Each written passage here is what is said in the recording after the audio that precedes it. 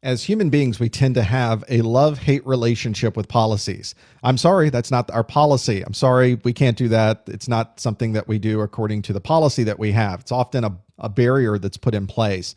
But from a security perspective, these policies are things that everybody is made aware of. It's things that also allow you to do your job. So they become very important.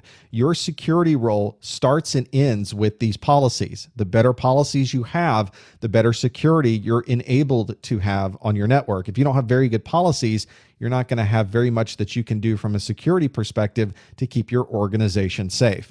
So this is not something that you create and you're done. This is something that you build and you continue to build on. It is a living document that you're constantly enhancing, improving, and changing based on the way your organization is changing.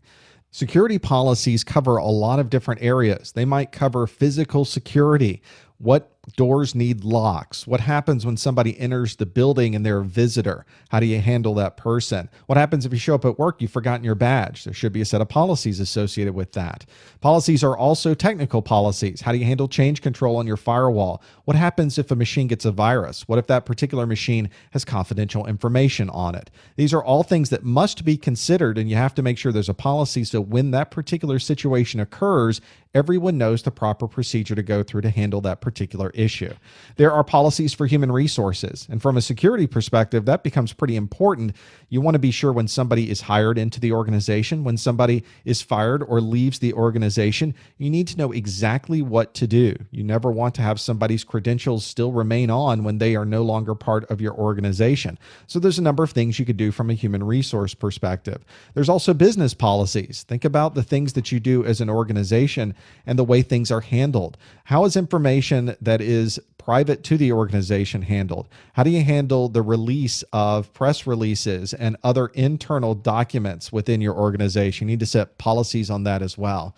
If you're doing any type of encryption on your web servers, on your email servers, on your database servers, there's certainly a set of certificates that have been loaded on those machines. And being able to manage the certificates, keeping them secure, understanding who has access to those, how you build those certificates out, how you roll out trusted certificate authorities in your environment, all that falls under certificate policies. And this is something you really have to consider. Whenever you start building out encryption and decryption on your servers, you'll find very quickly the management of these certificates is quite a job. And if you don't have policies set up to allow, disallow, and manage changes of those things, it can become very, very bad over a long term because you're not sure exactly where your certificates are, who manage them, where the passphrases are associated with those certificates. It becomes a bit of a challenge. So make sure if you're doing more and more with certificates that you have a set of policies that you follow. And like everything else, that policy will continue to evolve as your certificates become in broader use and people are using them more on servers and on workstations.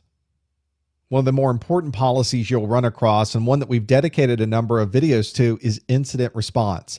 That is one of the things you always hate having to deal with as a security person, but very often it's one of the most important things you have to consider. This very, very short period of time when an incident occurs and the time you're able to respond to it can become very, very important for preserving data, keeping things private, maintaining uptime, and ultimately maybe even having legal repercussions down the road against someone who may have caused an incident in your environment. So that's a very broad set of policies. It is one that almost certainly you're involving your HR department, your legal department, and other parts of your organization to help build, because you have to know when an incident occurs, what do I have available to me? What options are available? Who should I contact? What can I do?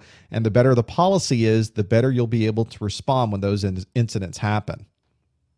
Almost every organization revolves around the people that are there. So there needs to be some very clear policies from an HR perspective on how you handle information dealing with people. And from a human resource perspective, one of the most obvious is a privacy policy.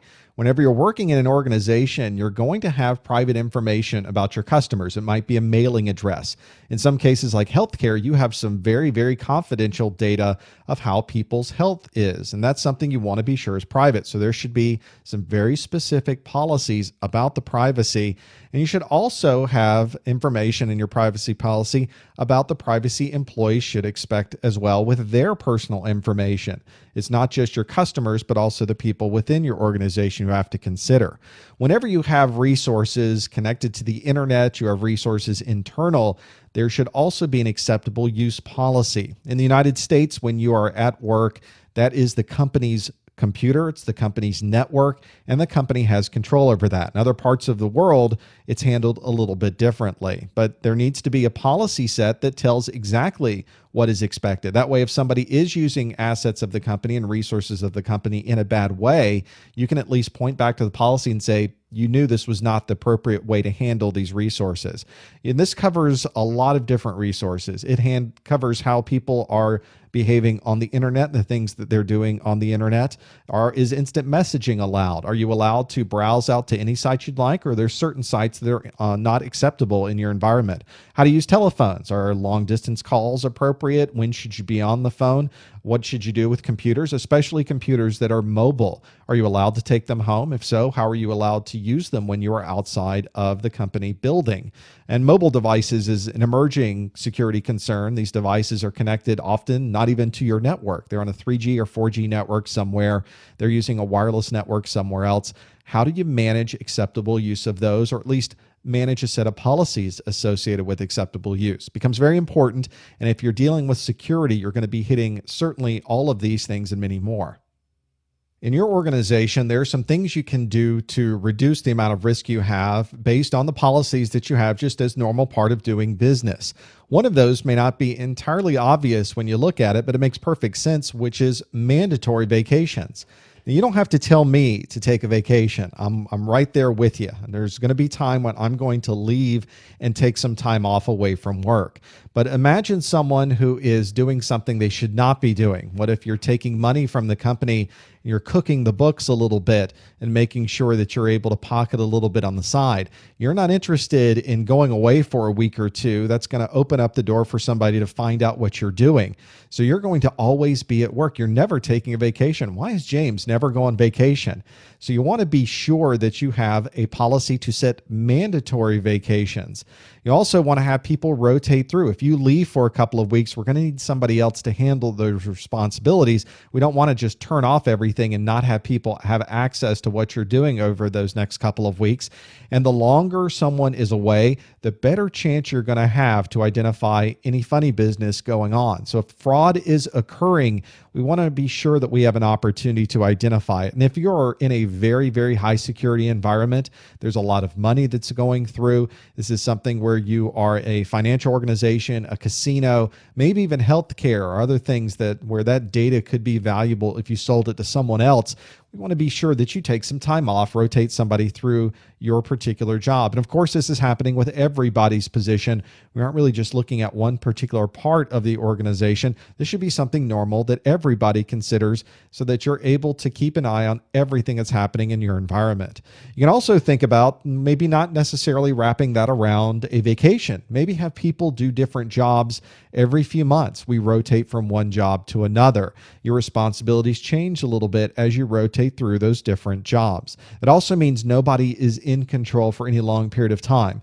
When you start looking at these situations where somebody's been embezzling information, it's people that have been there for years and years and years, and they have a level of trust in the organization, and they unfortunately take advantage of that. If you're not in a particular position for any long period of time, then there's not as much of a chance that something like that can occur. So having someone rotate through every few months might be a good idea for your particular organization. In your organization, another important consideration might be the separation of duties. And there's different ways to separate these duties out. The first we'll talk about is one called split knowledge. That's where you might want to take information and take the knowledge and split it between different people so that no one person knows everything. If you're building a product, you have a secret formula. Maybe one person has half the formula, they hand it off to the next person, and that second person finishes what they know with the formula. Neither one of them knows everything about that secret formula, but put together, you're still able to have that product come out and have that final piece come together without anybody knowing exactly how it was made. You might want to think about things where you've got a safe combination. People might have different numbers of the safe combination. In the digital world, we're able to take things like your private certificates and digitally split them up between different people. So that if you ever needed to bring that certificate together, everybody would have to turn in all of their pieces to really have all of that certificate. Another type of control is the dual control, where two people have to be present for this control to work. You often see this in the movies. If you're launching a missile, two people have to be there. Both have to have their keys. You turn the keys at the same time, the missile will launch. In your organization, you probably aren't launching a lot of missiles, but you may be in a situation where you have to protect some finances. So you may have a deal set up with the bank that you may only access the account if the two signatures are present on a piece of paper, or if you're accessing a safe, both of you have to be there with the safe keys in order to access what's in that safe. So another example of separation of duties, both the split control and the dual control. Another set of business policies, something you may have as just the normal part of what you do, but an important consideration is the concept of least privilege, which means your access, the information that you're able to gather, the things that you're able to do on a network or even in a building are based on what you have that's necessary for you to perform your job. If you need access to certain information on a file server and you only need to be able to read that information, then your rights and permissions should be set up to only read. You would never give you permission to write or even delete things that are on that server. If somebody gained access to that server and you gave them the credentials to get to that folder and they accidentally deleted something and they had really no business deleting it, that comes now back to you. Why did you manage this method of least privilege in a way that would allow them something that went beyond their particular job requirements?